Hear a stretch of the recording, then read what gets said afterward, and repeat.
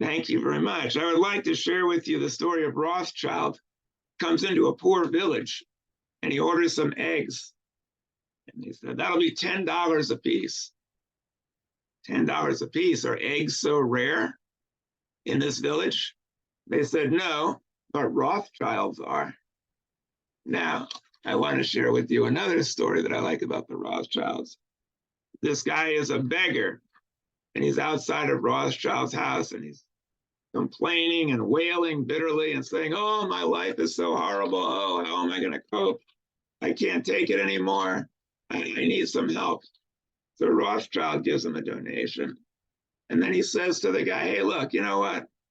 I have no problem making a donation to you and sharing with you. But the way you're begging, it's unbecoming. It doesn't make you look good. I suggest a different technique. So the beggar says to Rothschild, look, I don't give you business advice. So why are you giving me schnorring advice? Now, the reason why I mention this is because Judaism is known for having a sense of humor. The name Isaac means laughter. What other people would have one of their patriarchs named Laughter?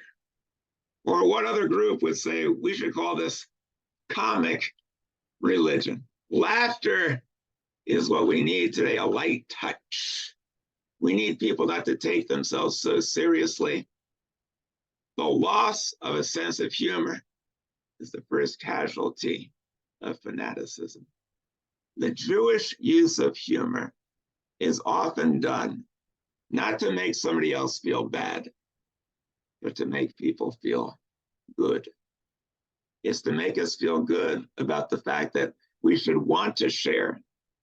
The high and the mighty, the rich and the powerful, they're brought down by a joke, by a gesture, by humor, in order to indicate we're all one.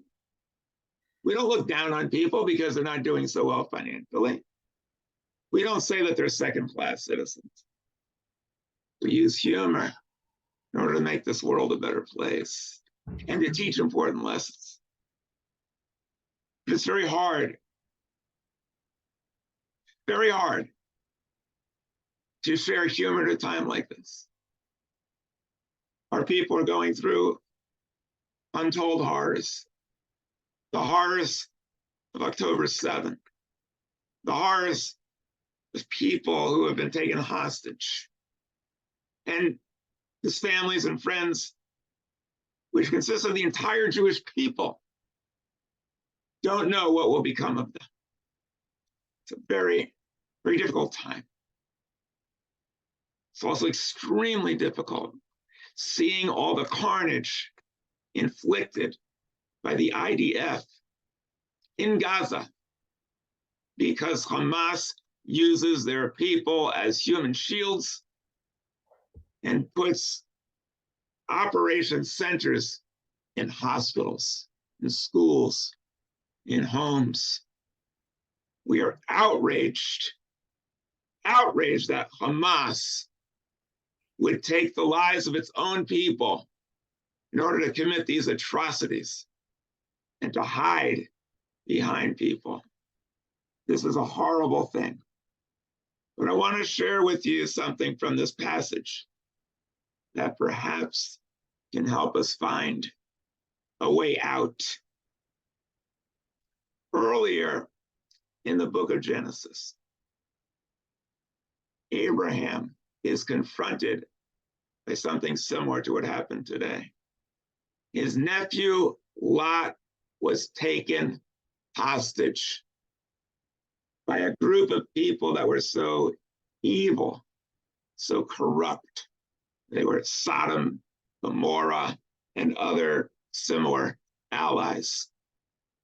How should he respond to that? Should he prepare a feast for them like Isaac did and say, let us eat and drink together? My friend, sadly, that doesn't work with certain people who are just bent on evil. He waged a battle a war and went in with others and rescued Lot. And we see the same thing playing out today. The people that took these hostages are so vile, so evil. Their charter says that their goal is to destroy Israel and kill all the Jews. Preparing a banquet for them doesn't work. Sadly, Israel is forced to terminate the existence of Hamas. Why? To occupy Gaza? That's the furthest thing from their mind. No, to liberate Gaza from terrorists. My friends, you see these signs, Free Palestine. You ever see those on the college campuses? Free Palestine. They left out two words. Free Palestine from Hamas. That's what Israel is attempting to do. And it's nice that the United States backs them.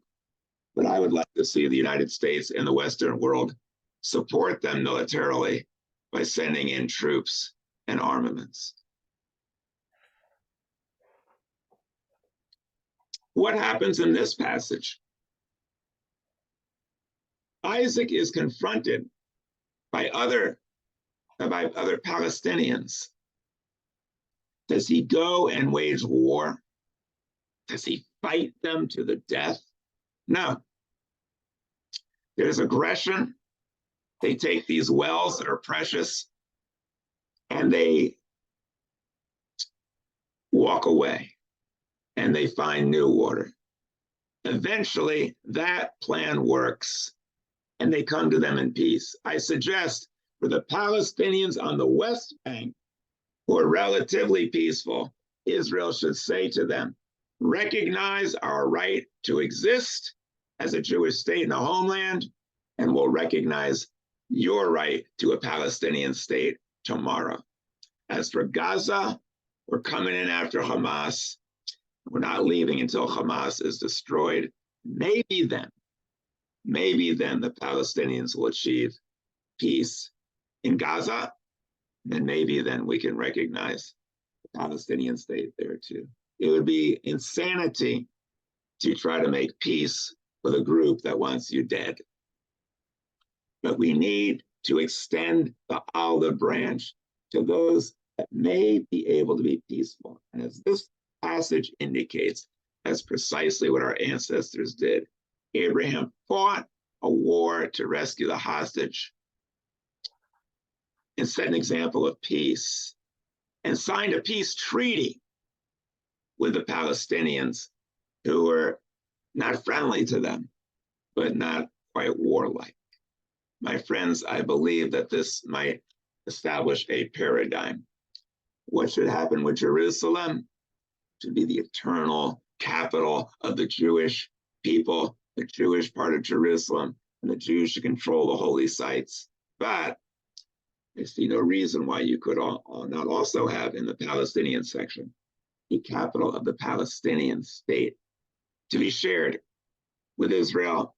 And then the Jews and Muslims and Christians would say, behold, we have joined together to make this a true city of peace. If we can overcome our differences, everyone can. We will set an example that we can achieve peace in the world between us and between all human beings. Let this be an example of peace. Shabbat Shalom. Shabbat Shalom. Amen.